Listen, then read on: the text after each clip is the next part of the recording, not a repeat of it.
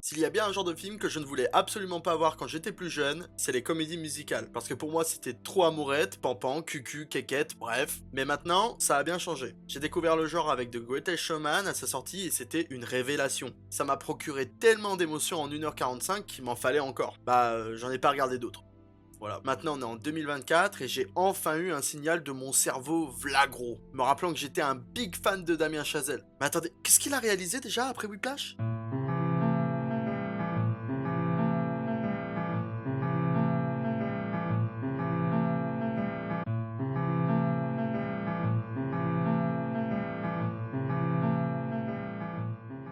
La La Land est un film sorti en 2016, réalisé par Damien Chazelle, le GOAT. On retrouve dedans mes deux chouchous, Emma Stone dans le rôle de Mia, moi dans le rôle de...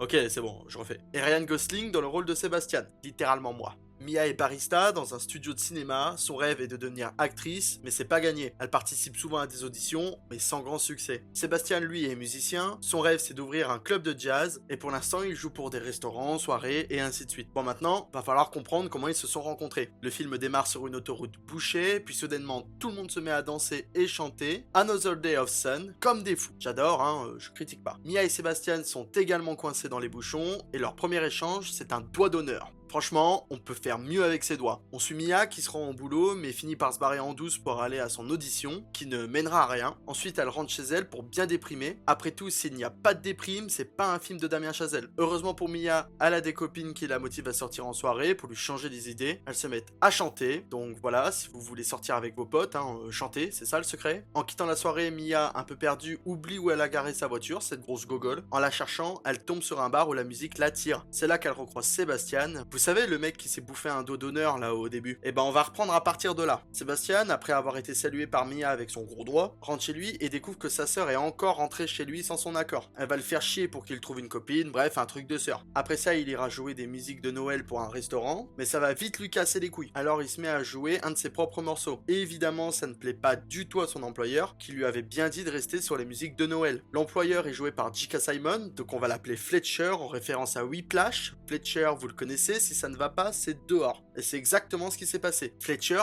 gros enculé. Voilà, je répète, Fletcher, gros enculé. Mia essaiera de lui parler après ça, mais il va se barrer sans dire un mot. Mia continuera donc les auditions, et environ 3 mois plus tard, leurs chemins se croiseront dans une petite fête. Sébastien joue dans un groupe de pop qu'il méprise, mais bon, il faut bien vivre. Mia demandera à jouer Iron pour essayer de serrer Sébastien, ça va marcher. Le soir, ils quitteront la fête en même temps, sauf qu'en cherchant leur voiture, ils finiront par danser et chanter à Lovely Night. Damien Chazelle nous offre là un très beau plan séquence avec des couleurs formidables qui nous font dire « Vive LA !» Sébastien viendra en surprise voir Mia à son boulot, ils discuteront de leur vie respective, sauf que Mia sortira un truc devant Sébastien, elle n'aime pas le jazz. Illico presto, il l'emmènera dans un club de jazz pour lui faire changer d'avis. C'est à ce moment-là que Sébastien lui confiera que son rêve c'est d'ouvrir son propre club de jazz. En même temps, Mia reçoit un appel et apprend qu'elle a été prise pour un rôle dans une émission télé. L'émission parle d'un film qu'elle n'a pas vu, donc Sébastien, galant comme un dieu, lui dit qu'il est actuellement rediffusé et qu'il l'emmènera le voir. J'ai juste oublié de vous préciser un truc, mais Mia, elle a un mec. Il s'appelle Greg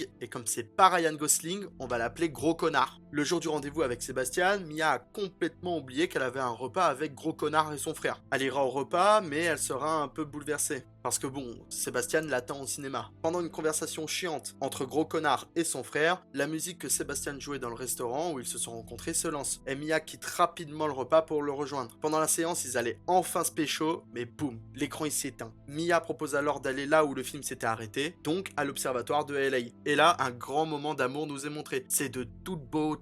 À partir de ce moment-là, ils vivent une parfaite histoire d'amour mélangeant jazz et cinéma. Après une prestation, Sébastien croisera un ancien camarade d'école qui lui proposera de rejoindre son groupe, mais il refusera formellement. Quant à Mia, elle a créé un one-woman show. Elle le joue devant Sébastien qui est en adoration devant. Elle a même une petite surprise, elle lui a dessiné son logo pour le jour où il ouvrira son club de jazz. Un peu après, il entend une conversation entre Mia et sa mère sur leur avenir professionnel. Sébastien décide donc de rejoindre le groupe de son ancien camarade, à contre-cœur, mais pour avoir un salaire fixe. Il fera fera des tournées, tout se passera très bien pour lui, mais ça causera une légère distance dans leur relation. Après quelques temps, Sébastien fait la surprise de revenir voir Mia pendant une soirée. Malheureusement, ça se passera pas du tout comme prévu. Ils se prendront la tête à propos du job de Sébastien, pensant que ça serait passager, sauf que ça dure un petit moment. Donc Mia a peur qu'il abandonne son rêve. Sébastien est pour l'instant dans la mentalité de j'ai un job stable, donc Osef mon rêve. Il viendra même à lui faire un petit tag par rapport à son boulot d'actrice. L'ambiance deviendra pesante et Mia quittera l'appartement. 2 semaines plus tard, Mia joue son one woman show en espérant que Sébastien sera là malgré son emploi du temps. Mais une séance photo pour son groupe est prévue le même jour à la même heure, du coup il n'ira pas. Après sa scène, Mia elle entend des gens dans le couloir critiquer sa performance à fond comme si c'était un film Marvel de la phase 4. Et un peu après, Sébastien arrivera pour s'excuser. Mais c'est trop tard, leurs chemins se séparent. Elle retourne vivre chez ses parents, abandonnant même l'idée d'être actrice. Quelques jours plus tard, Sébastien reçoit un appel du casting annonçant que Mia est sélectionnée pour une audition. Il se dépêche d'aller la chercher chez ses parents pour l'informer et l'appelle comme ça.